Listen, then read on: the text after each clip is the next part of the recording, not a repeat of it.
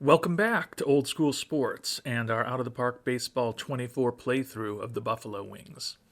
We are midway through the 2045 season, and it's been a pretty good year for the Buffalo Wings.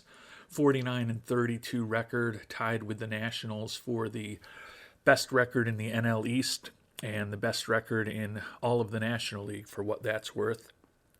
So look like we're in a pretty decent position to potentially get back into the playoffs for an 18th consecutive year, try to repeat as World Series champions for the first time through this playthrough. We've been dealing with a couple of real significant injuries all season. Our starting first baseman, Jim Reichert, and our starting shortstop, Damani Essien, both broke bones in their elbow in spring training. But Reichert looks like he should be ready to hopefully begin a rehab assignment in AAA in the next couple of days, and hopefully he'll be back in about a week and a half after the All-Star break. And Essien is now 5 weeks away from a potential return as well. So some progress there. We talked a bit at the end of the past episode about what we might want to do in the trade market, and I do tend to agree with the thoughts that DLL First Base 14 had on that subject in his comments to the episode. When we look at who's on the trading block, catcher Luis Ortega certainly stands out. 34-year-old perennial all-star and Silver Slugger winner who's in the final year of a $54 million contract. Unfortunately, right now he's not willing to waive his no-trade clause, but adding a bat like that behind the plate, who's also a solid defender, would be a nice boost for this team's offense. So maybe he will rethink his unwillingness to accept a trade over the next few weeks. Philadelphia is 18 games behind us in the NL East, so they're definitely falling out of it. Maybe if things get worse for them over the next 2 to 3 weeks, he'll reconsider his willingness and perhaps be interested in a trade. Other than that, I think we will keep an eye on some middle relievers as well. Our pitching staff, as it has often been in recent years, is excellent this season. Second in the National League in runs allowed, and our starters have a league best 3.03 ERA. But our bullpen has been a bit disappointing, ranking 12th in ERA. Seems like there's been a bit of bad luck, and when I look at the quality of pitchers we have and their ratings, I feel like there will be some reversion towards the mean, which should be positive over the second half of the season. That said, if there's still a reliever who can help us, who is available at a reasonable price over the next 4 weeks, certainly something that we should think about. So we'll find out in about a week how many All-Stars we have this year. Hopefully in a little over a week, we may be ready to see the return of Jim Reichert, which would be fantastic.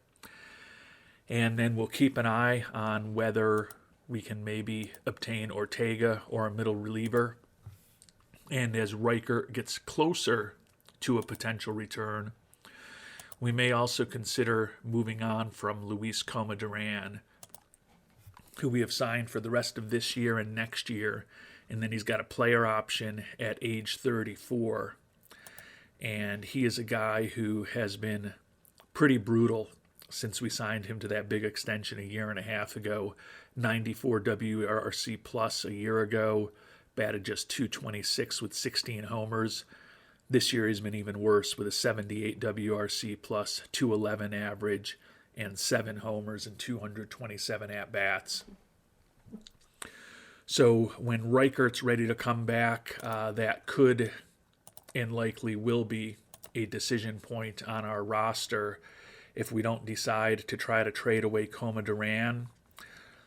Juan Larios could be the odd man out, but he's done a respectable job this year, making the big jump from only 8 games at the AAA level last year to being a major leaguer this year.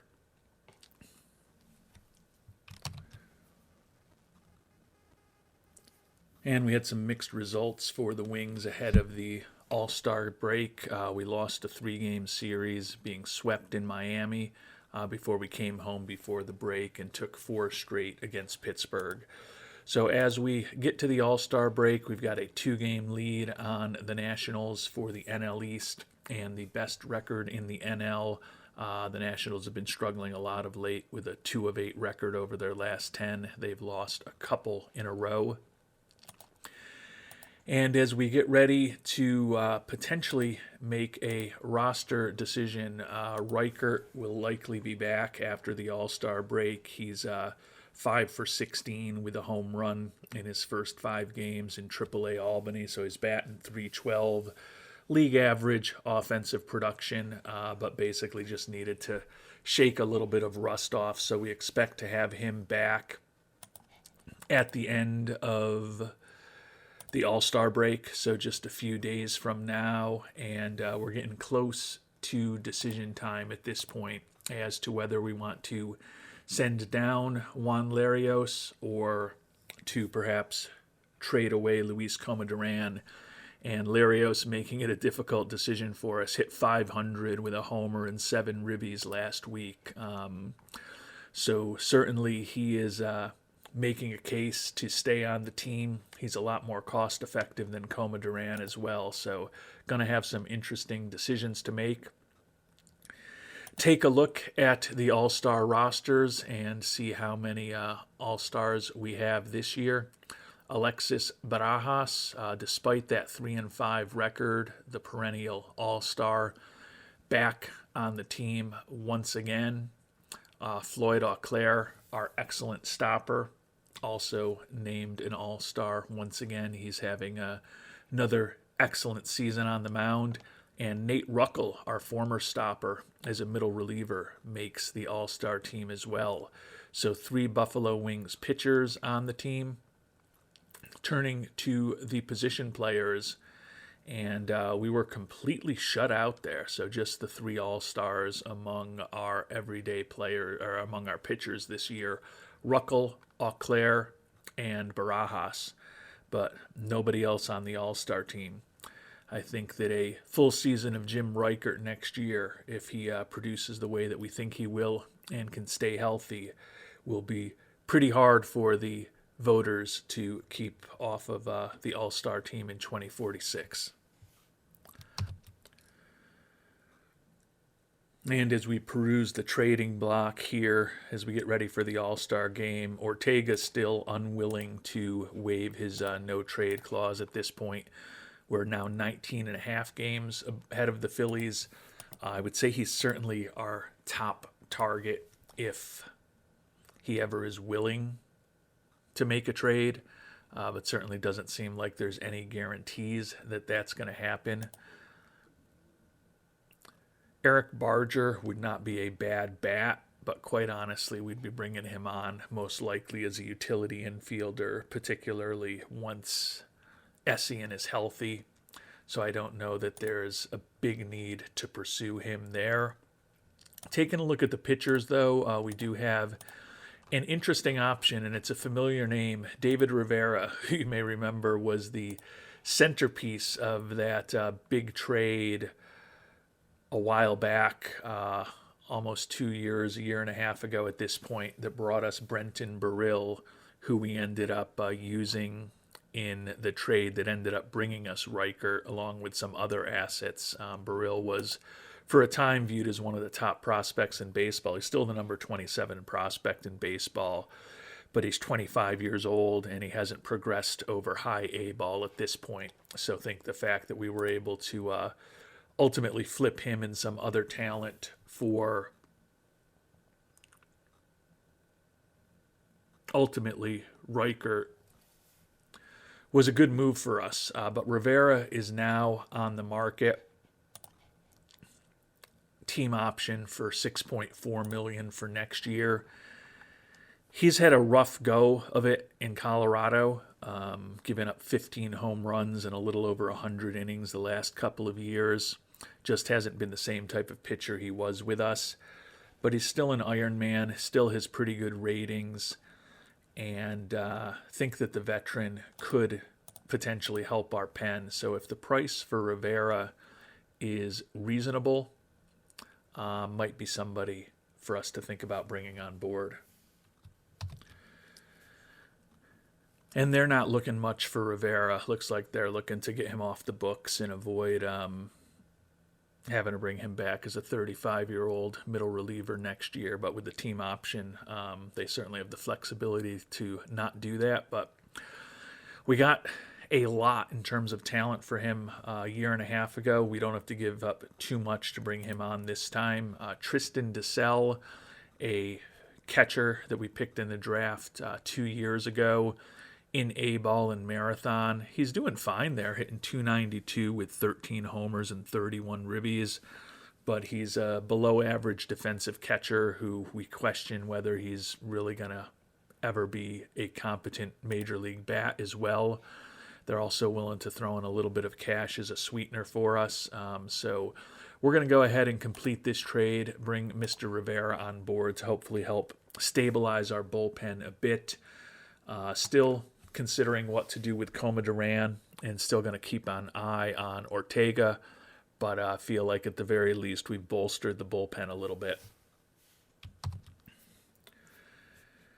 And we sent the veteran Chris Powers, who still has options, down to AAA. He had pitched his way to a 10.47 ERA this year. Rivera's going to move into a setup role for us, which is going to allow us to slide Palencia back into a middle relief role, and then Mike Roberts from a middle relief role to a long relief role. So hopefully the cascading effect of adding Rivera in will ultimately help everyone perform a little better in the roles that we intend for them.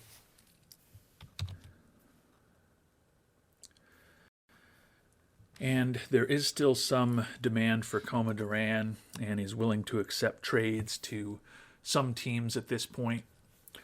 So I think that we are going to move on from him. As I mentioned, he's been a pretty poor performer since we signed him to that lucrative extension. He's not the greatest in the clubhouse, outspoken about his political beliefs, low leadership, low intelligence. He is an Iron Man who's out there every day. And over the course of his career, he's put up a 113 WRC plus. But these last 2 years in his early 30s, he's been a well below average offensive player. And I do think that there's a chance with our new ownership and his profit priority and economizing fiscal personality that our budget will be lower next year than it is this year. I know Patrick DeBonis has opined that perhaps we're making too much of that, but I'm not going to be shocked if the budget's $20+ million lower next year. Now, that being said, we are on pace to come close to profitability this year in terms of our final balance, and if we make a long run in the playoffs, that could help. But certainly getting the guaranteed $18 million next year for Coma Duran off of our books, and then the possibility that he'd opt into $20 million the year after that, will give us more financial flexibility, regardless of whether we've got a $270 million budget next year or a $220 million budget next year. And with Reichert ready to return,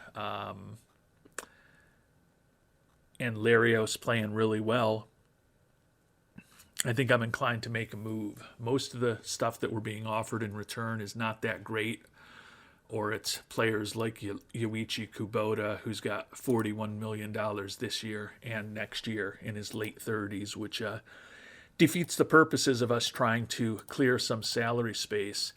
So the most interesting offer to me is actually Jamari Habersham, outfielder for the Royals, excellent at contact, doesn't strike out, really good speed, competent defensively, good personality.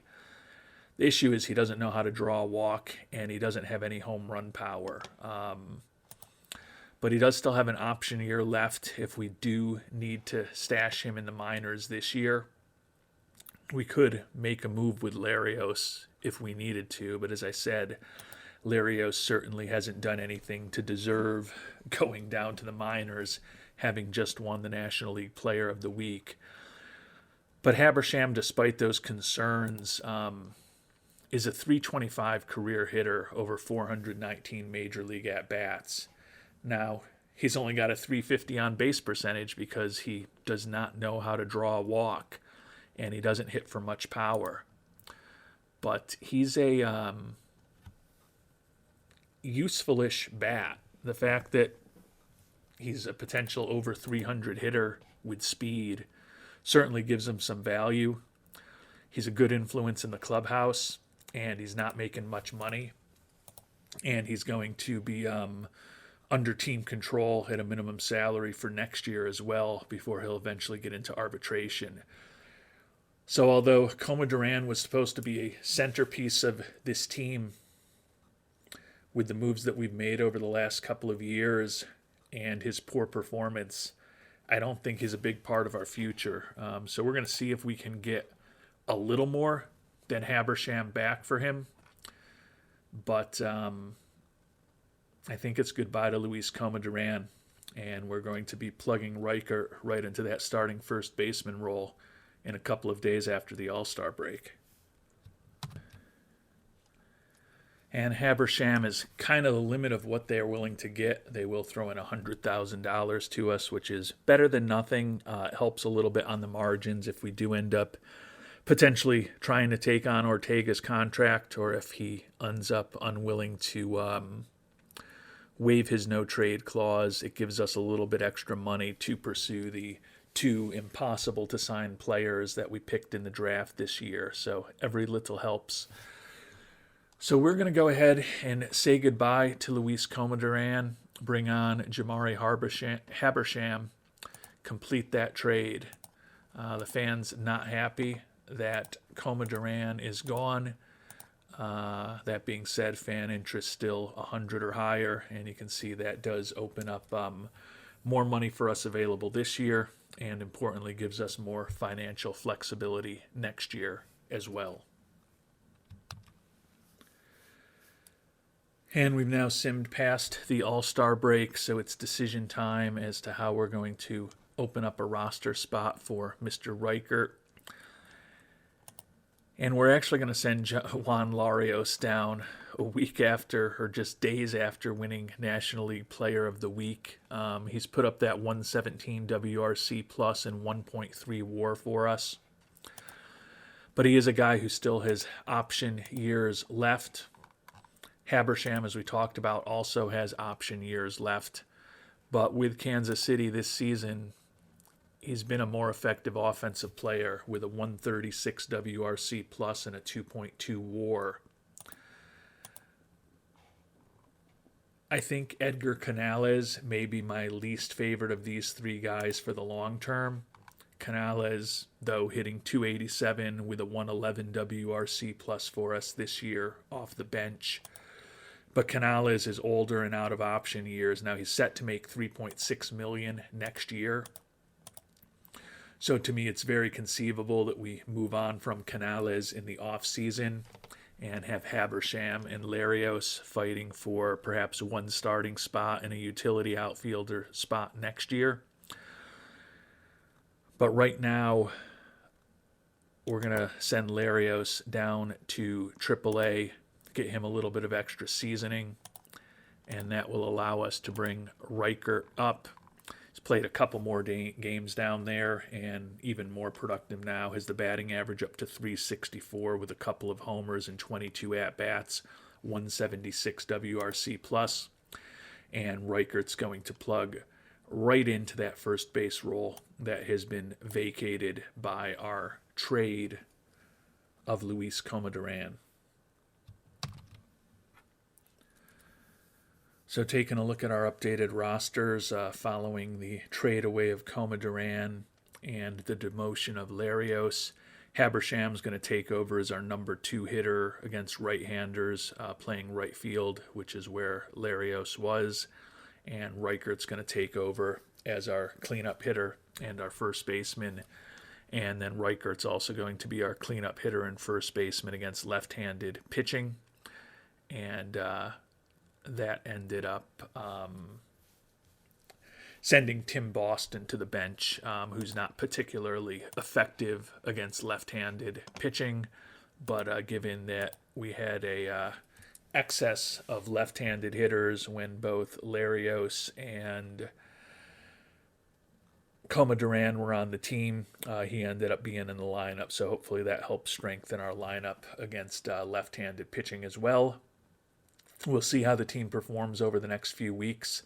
Like the fact that we've added a good reliever. Love the fact that we've got our potentially best offensive player back in the lineup for hopefully these last 2.5 months of the regular season, and then hopefully a long run in the postseason.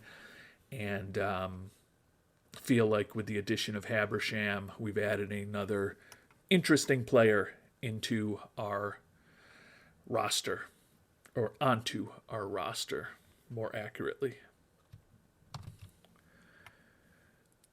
And as we sit here on Monday, July 17th, we're 3 games up on the Nationals for the NL East. And at this point, we are 2 games up on the Cubs for the best record in the National League. The Royals still have the best record in baseball, and the Guardians actually have a better record than us at this point as well. Checked in again on Ortega. The Phillies are 21.5 games out. They've lost 7 in a row, but he still, at this point, is not willing to waive that no-trade clause. Hopefully they have another rough week, and maybe he's thinking a little bit differently 7 to 10 days from now. And before we move forward further and have to make those difficult decisions that we have as we get closer to the trade deadline, quick check-in on our farm system. As you may remember, we've been investing very heavily in player development throughout this playthrough, but particularly these last couple years when we've been able to get it up to $40 million. And our minor league system ranks number 1 overall at this point. We've got 5 top 50 prospects. You may remember Daniel Aguayo-Leal was an international free agent last year that we were interested in. He ended up signing with a independent league team rather than the guaranteed major league contract we gave him or offered him, which was odd. We then purchased him from the independent league team. And he's been pretty impressive thus far. Hit .283 with 27 homers and high A ball. Promoted him to Utica a few weeks ago, and he's hit .312 with 12 homers there. Still not quite ready for the major leagues. We'll probably promote him to AAA and see what he can do there in a few weeks when we get to the month of August. And it's not inconceivable that he could be a September call-up for us. But at 23 years old, he definitely is another guy who is in the mix for us at outfield in the coming years. Can't really play first base, but having a guy like Aguayo-Leal in the system made us even more willing to move on from that Coma Duran contract. Joey Bills is ranked as the 29th prospect in baseball. He was a 6th-round pick in 2040, has developed pretty well. 7-9 this year with a .451 ERA in AAA Albany. Very unhappy that he's not in the majors at 23 years old. Certainly could be in the mix for a September call-up. And even though he hasn't been overwhelmingly successful over the last season plus in AAA, still think that he will be in the mix to be a major leaguer next year. Similarly, Danny Black, who was our first-round pick in 2041 in AAA Albany, number 18 prospect in baseball. He was 9-4 with a .329 ERA in Utica, 2-0 now in AAA with a .242 ERA, 33 strikeouts in 26 innings. And he's developed a devastating change. He's a really good cutter and a decent curve, so he's got a 3-pitch arsenal, and he looks like he could be a bit higher-end starter for us down the line. He's also durable, throws in the mid to high 90s, so Black, similar to Bills, is not far away from helping us. Juan Toledo, it's been a long saga to the brink of the majors for our big international free agent signing in 2039. But he is now at AAA Albany. Still has some things that he's not good at. He strikes out a ton. He's fragile physically, but the 22-year-old has made it up to AAA this year, hit .299 with 32 homers and 60 ribbies for AA Utica. So a couple weeks ago, we promoted him to AAA Albany, where he's hitting .348 with ridiculous 7 homers, 2 triples, and 3 doubles in just 46 at-bats, putting up a .233 WRC+. He will certainly be in the mix to be a September call-up. And again, having Aguayo Leal, Toledo, and Arturo Casares, who we're going to talk about right now, all outfielders on the brink of being in the majors in the next couple of years, contributed to our comfort with moving on from Mr. Coma Duran at big money. And Casares is a guy who's really come out of nowhere to become a big-time prospect. He's listed as the number 2 prospect in baseball right now. This is a guy we signed for $2 million out of Panama in 2041, about 4.5 years ago. So not the highest end type of prospect. And he hadn't really done much until last year when he exploded with a monster year in rookie ball. We promoted him to high A ball, where he hit .297 with a ridiculous 37 homers and 259 at-bats.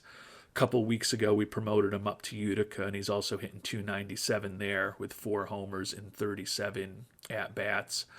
Love his outfield range, decent speed, pretty good contact hitter with really good gap power and home run power. Wish he would draw more walks. He's 22 years old, and there's still a fair amount of growth that needs to take place with him. So he's probably a little further off from the major leagues than certainly Toledo and possibly also Aguayo Leal.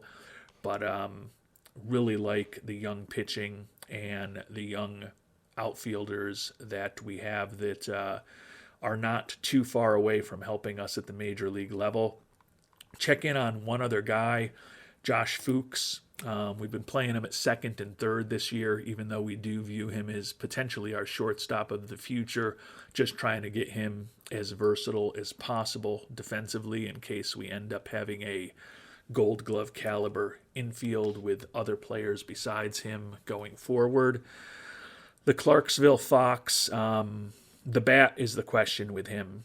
If he develops to his full potential with that glove, he's still pretty useful.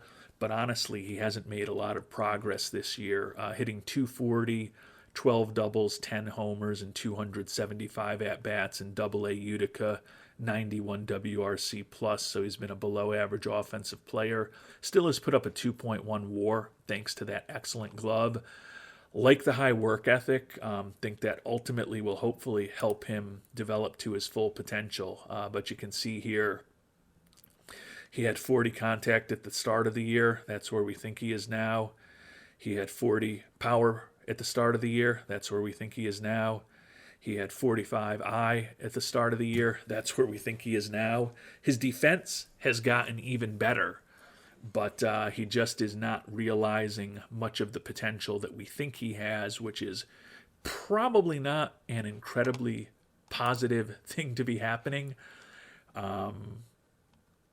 We mentioned when we picked up Essien in the offseason to be our shortstop, even though he's been injured all year and hasn't played for us yet, that we thought Essien being signed for this year and then having a player option for next year could be a really good bridge to us for Fuchs coming up.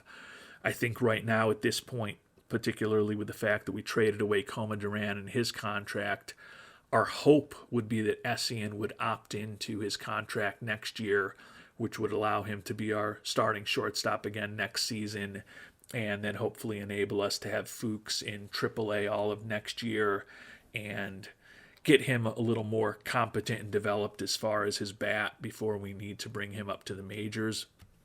Looking at Fuchs, I'm really looking forward to that player development lab in OOTP 25 when that's out in a couple of months, because with a guy, or less than a month at this point, because with a guy like Fuchs, I would certainly be working hard on trying to improve his ability to make contact and improve his ability to avoid strikeouts, even if it cost us a little bit in gap power, maybe even home run power. If we can just get his bat up to a competentish level, with that glove, I still think he has the potential to be a very valuable major league shortstop. And another week in the books for the Buffalo Wings. Another wing named NL Hitter of the Week. We're not going to demote Ramiro Medina. 9 for 26 with 4 homers and 11 ribbies for the year now. His batting average up to .295 with 13 homers and 47 ribbies. He missed the first 2.5 weeks or so of the season with an injury, but has settled in pretty well as our starting second baseman this year. You can see a bit above average defensively, which we like to see. He's taken over that position from Danny Ferguson, who's pivoted to third base. Whitehead currently our shortstop. Once Essien is back, probably will be a battle between Whitehead and Ferguson as to who plays third base and who ends up in a utility role. And there could be some type of platoon there, but feel pretty good that Medina will be at second. Essien will be at short once he's healthy, and Reichert hopefully will be at first. The team at this point is 3.5 up on the Nationals, still have the best record in the NL at 61-38. So feeling positive about those things. Philadelphia has lost 13 in a row now. 0-13 in their last 13, 0-10 in their last 10, obviously. 27 games out. So I would hope that at this point, Mr. Ortega is amenable to moving somewhere and trying to compete. And he would consider a trade now. So now things get interesting. We're one of the about dozen teams that he's willing to consider a trade to. So it's nice to see Philadelphia falling out of contention. As I said, Ortega is not quite the defensive catcher that Ramirez is, but his bat would be a huge asset for our lineup as we try to repeat. And it's not a long-term commitment since he's in the last year of that $54 million contract. And with getting Coma Duran off the books, we've got the ability to probably not take on all of it, but could take on the vast majority of it. And conceivably, if we sent our backup catcher Malone to him or to the Phillies, that could almost make the money work out, even though we're going to be paying about 40% of, not quite 40%, a little less than 40% of his $54 million over the course of this year. So the money probably will work. Just a matter of exactly how much the Phillies are going to be looking for Mr. Ortega. Before we dig into that, Josh Porter banged up with a sprained elbow, not a serious injury as we think about what our team looks like here with a week before the trade deadline. Reichert hitting .273 with 3 homers and 8 ribbies in his first 44 at-bats. It's unfortunate he missed the first 3+ months of the season. Would have thought he was going to be a very strong contender to be Rookie of the Year. And unfortunately, he's probably going to end up with a rookie season with in the neighborhood of 200, 250 at-bats. Probably isn't going to generate enough offense in that amount of time to get serious consideration for the award. But he has put up a 133 WRC plus thus far in that limited action. So you never know.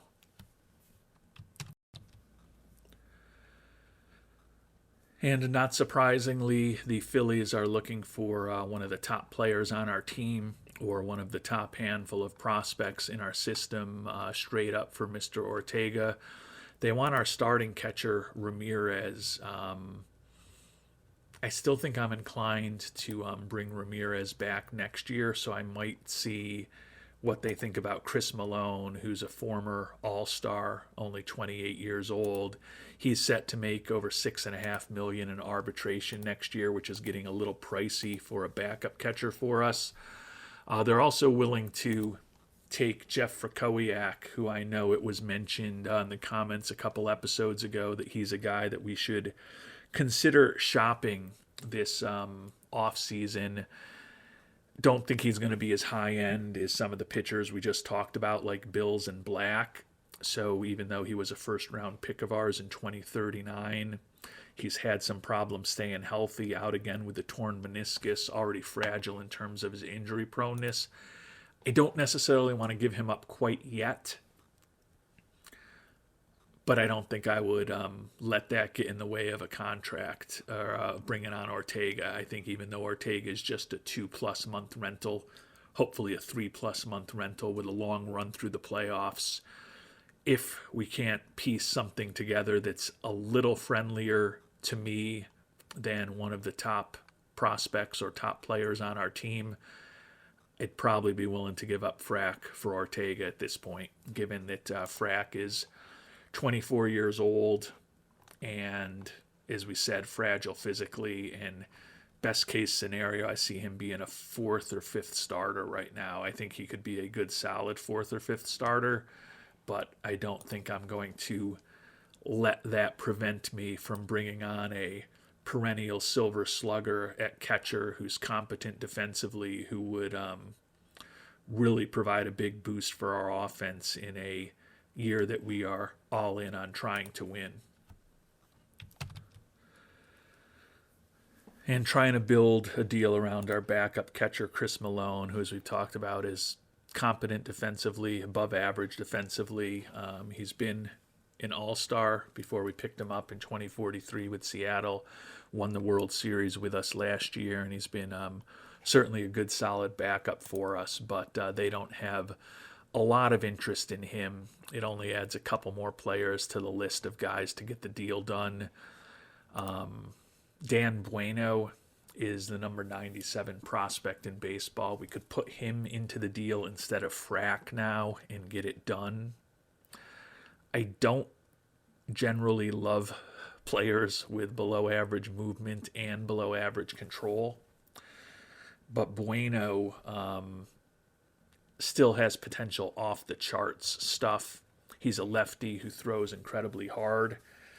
Now, he is a fly ball pitcher, and the movement on his pitches looks like a potential issue, so there's no guarantees that he's going to ultimately develop.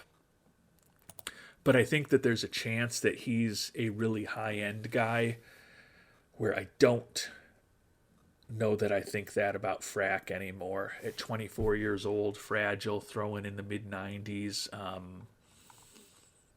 He hasn't been incredibly effective. 0-6 in 8 starts at AAA Albany over the last couple years. He's been out for over 3 months at this point with that torn meniscus, so he'll be back in a couple of weeks. But with the young pitchers we've got that are close to the majors, like Bills and Black, I don't see a huge role for Frack on our team. Bueno's a little further away. I don't know that he's really going to develop, but the fact that he's got that off the chart stuff makes me more inclined to keep him. So I'm going to explore some other permutations, but right now I think I'm inclined to just make the trade Frack for Ortega, and then we will send Malone down to AAA, which is kind of crazy, but it's all a numbers game at this point, and he does still have an option year left, even though he's a pretty accomplished catcher at this point. And we've got a deal done for Ortega.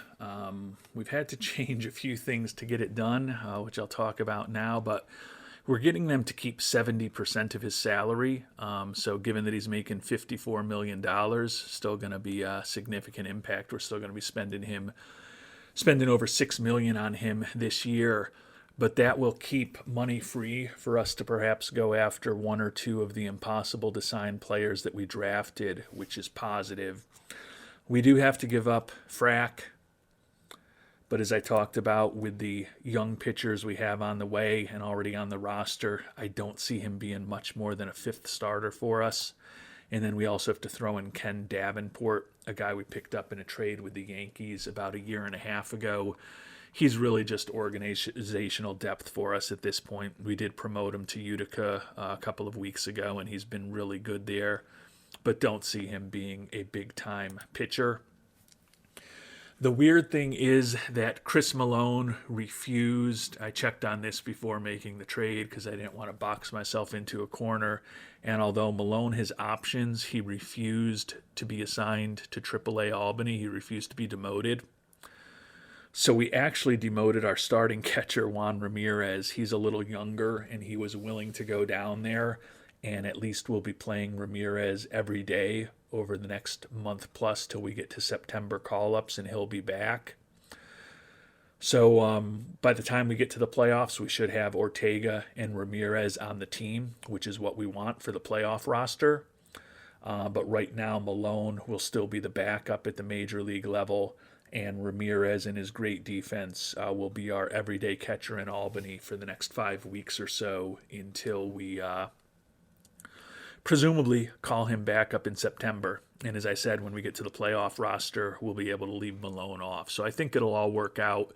Would prefer, in a perfect world, Ramirez is the backup rather than Malone, but we'll view it as at least we're getting Ramirez consistent playing time down in AAA.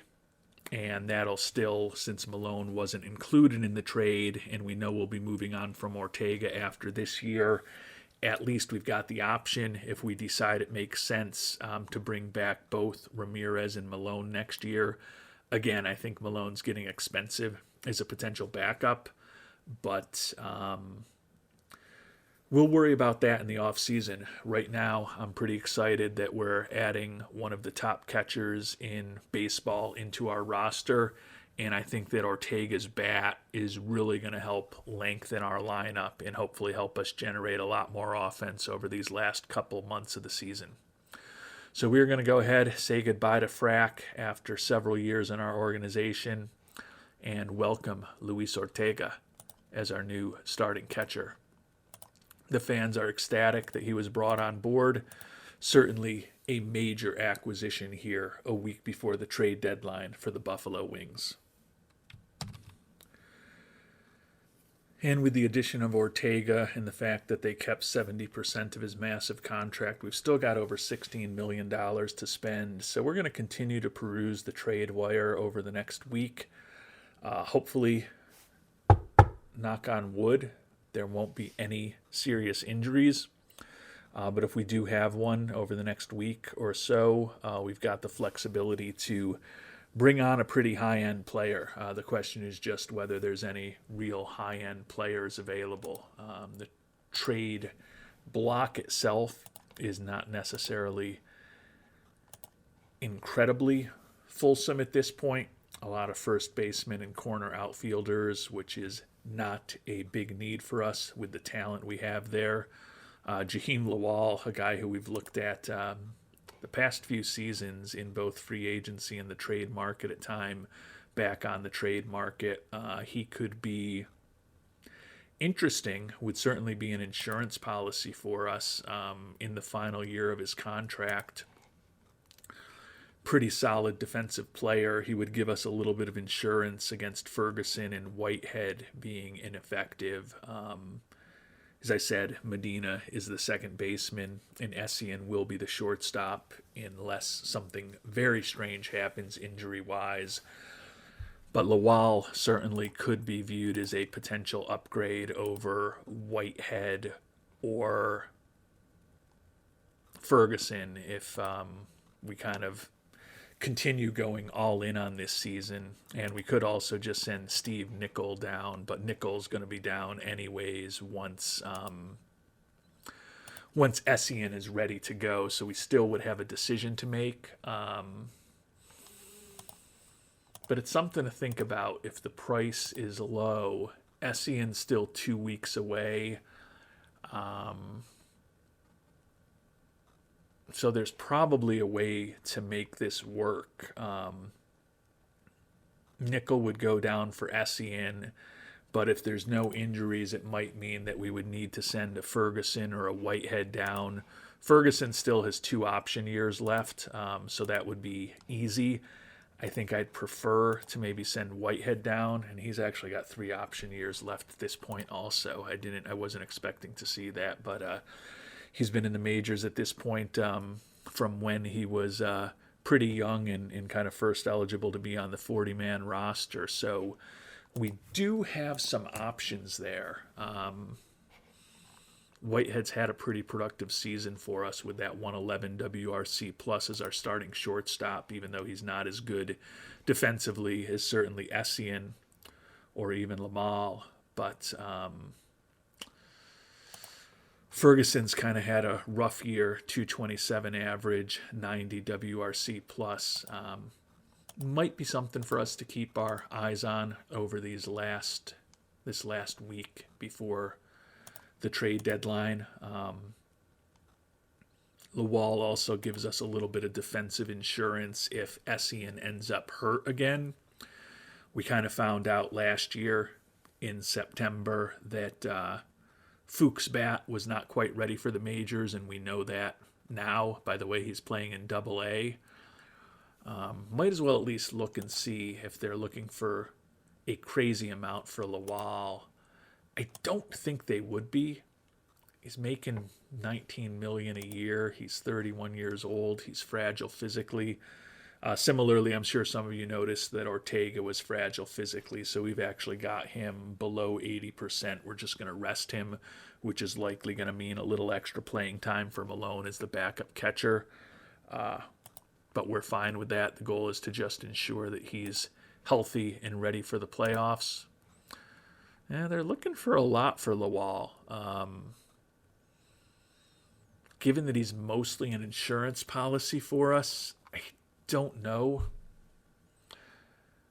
that we pay this much for him, but it's something that we'll keep an eye on. Pitching-wise, still a mix of relievers. I feel like with the addition of Rivera, we've kind of done what we want to do there. Chris McClintock does have a pretty good profile. It's going to be a free agent after this year. He's a really good pitcher. Kind of just depends on the price. Yeah, it's kind of the same crew. They're looking for our best players or some of the best prospects on our organization, not surprisingly, for a big-time player like McClintock. So I don't know that there's going to be anything to do with McClintock or Lawal, but we're going to continue to monitor both of those situations over the next week. And we've simmed ahead a few days. The prices for both the excellent reliever McClintock and the shortstop Lawal are high. But I think we're going to make a trade for Lawal. The Mets will retain 40% of his contract, and we didn't have to give up any front-line prospects. Have to give up a couple of useful starting prospects, though. David Mojica, international free agent signing from 4 years ago. Looks like a back end of the rotation type of guy, having a solid year in the DSL this year, probably close to being promoted to A-ball. Dusty Burkhalter, not a huge prospect, first baseman who we picked in the 7th round in 2043. Hasn't done much this year in rookie ball as a 20-year-old. The one that I think is the most impactful potentially is Doug Bourgeois, who we picked in as the 2nd round, 69th overall in 2042. He's 7-5 with a 4.59 ERA this year in A-ball, but another guy who best case scenario is probably a 4th or 5th starter, probably most likely a 5th starter for us. It's a lot to give up for a rental, but since none of these guys are top tier prospects, I think it makes sense. We're in win now mode. Lawal is certainly an upgrade defensively to pretty much anyone on our major league roster right now.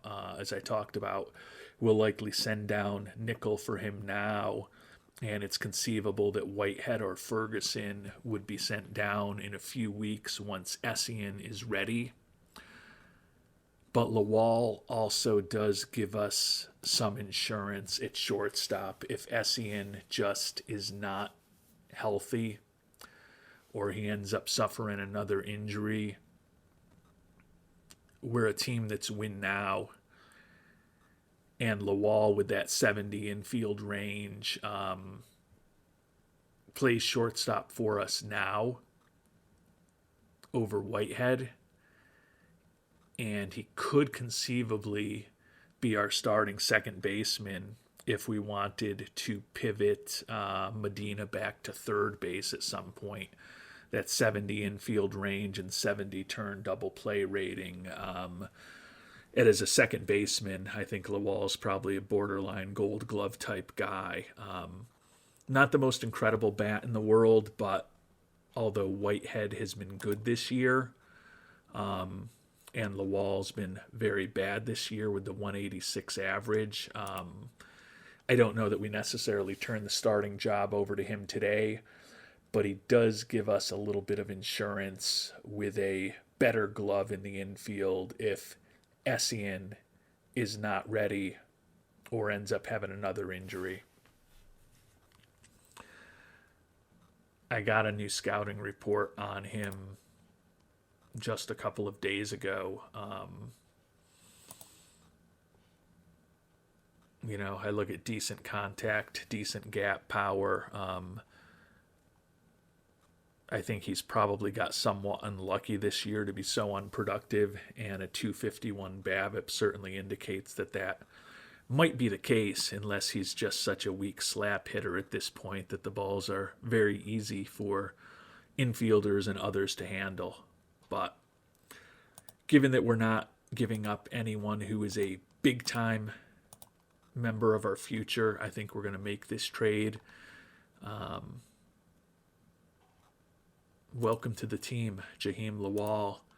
Fans ecstatic that he's brought on board, so that's another positive for the fans after the Ortega transaction, and we are certainly all in on this 2045 season in Buffalo. And on trade deadline day, being all in to try to get a repeat for the first time in this playthrough, we've got a deal together to bring the excellent reliever Chris McClintock on board as a rental as well. This one also expensive for a rental, but not crippling.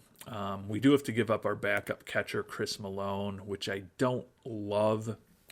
But as I talked about, my preference was to have Ramirez up anyways, and we sent Ramirez down just because Malone had refused the assignment. I love the fact that right now with Ortega, Ramirez, and Malone, we've got 3 good to great major league catchers if we have any injuries. But Malone is at best going to be our backup next year, and he's going to be set to making about $6.5 million next year. I just don't see that being realistic for us to bring him back. So he's kind of the cornerstone of the deal, but it also opens up the spot on the 40-man roster that we need for McClintock, because as we've been making some of these other trades, I've been having to waive in DFA players off of the 40-man roster to clear space at this point. So that'll make this a little cleaner. Giving up the reliever, Ignacio Cabrera, 8th round pick, hasn't made it out of rookie ball. Probably about ready for A ball. Just don't think his stuff is ever going to quite be major league quality. And then Mike George is a guy we picked in the 6th round in 2039. He's in AAA Albany. He's been our closer there this year, 3-3 record with 17 saves, but a 5.25 ERA. His third pitch, the changeup, is below average. I think, although with the 40 stamina, he's a borderline starter. I think he's really a right-handed arm out of the pen at the major league level. I think he's a good, solid right-handed reliever, but not someone that I'm going to keep on the team or keep in the organization at the expense of missing out on McClintock. Great stuff. He's durable, good in the clubhouse, ground ball tendencies. Over the course of McClintock's major league career, he's put up a 125 ERA plus and a 68 FIP minus. Our closer, Joe Scott, has not had a great year. I don't know if McClintock goes right into the closer role for us. He'll probably want to. But I think it gives us another really high-end arm for the bullpen at this point. And with the fact that we've been able to get the teams doing the salary dumps in the case of McClintock, Lawal, and Ortega to keep a good chunk of those contracts, we still, despite having made these 3 moves, still have money left to potentially sign some of our draftees who may be looking for a lot of money as well. So we're going to go ahead and make this trade. Fans not happy that Malone is gone, but the fans are happy that McClintock is here. So when it all ends up, we're still over 100 in terms of fan interest. Definitely weakened our backup. Well, not even our backup catcher spot. I think we've made our backup catcher spot better. But if we have an injury to either Ramirez or Ortega, whoever we're going to have a backup at that point is not necessarily a great player. But you do have to keep in mind that we have been hoarding our old catcher, Mitch Houlihan, in AAA this year. Pretty good defensively. He's been a part-time player for us, but he does give us some options in a pinch if we need a third catcher at some point over the next couple of months before this season is over. And although, as I mentioned, Joe Scott hasn't been great this year, we're going to put McClintock into a setup role initially. His secondary role will be the closer if Scott is banged up at all. And Scott is fragile, so there will be times when he needs a little bit extra rest. Just looking at the ratings, could certainly argue that McClintock's better. As we talked about, 125 ERA plus, 68 FIP minus over the course of his career. But although Scott's having a rough year this year, he's got a 162 ERA plus and a 73 FIP minus over the course of his career. This has been by far the worst season of his career at the age of 30. Not ready to take him out of the closer role quite yet. But if he remains somewhat ineffective or he has some injury issues, McClintock provides us with a very strong level of redundancy in the closer position, and with the additions of McClintock and Rivera now, feel like our bullpen should be much better going forward. And we finally made it past the trade deadline to August 1st in what ended up being a somewhat more action-packed episode than I thought. When all was said and done, 4 pretty material trades, a couple of relievers, a catcher, and a shortstop / utility infielder brought onto the team, as well as the return of Reichert from the IL. Damani Essien now only 4 days away from being able to begin a rehab assignment. So the team's looking different. Take a quick look at the early returns on some of the additions. Ortega 211 with 1 homer and 19 at-bats. Obviously a very small sample size for him. Lawal has played 2 games, 1 for 6, has driven in a run, but hitting just a $167. He's platooning at shortstop with Whitehead right now. We're playing Lawal against righties because of his better defense, but Whitehead's still getting the action against left-handed pitching right now. Obviously, a very small sample size with these guys. McClintock still hasn't pitched for us, and Rivera has pitched in 7 games for us with a 2.45 ERA over 7 1/3 innings. So he's hopefully helping stabilize things in the bullpen. As we look at the standings here on August 1st, 66-40, the best record in the NL East, the best record in the National League. We are up 4 games on the Nationals for the NL East, and we are up 4 games on the Cubs and the Nationals for the best record in baseball. And we have passed at this point both Cleveland and Kansas City for the best record in baseball. So feeling pretty good about where the team is right now, given the number of injuries we've been fighting this year.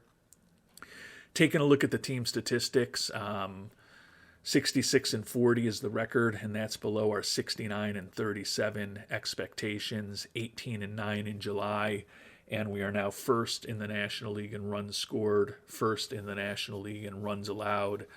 So we are clearly one of the premier teams, if not the premier team in all of baseball.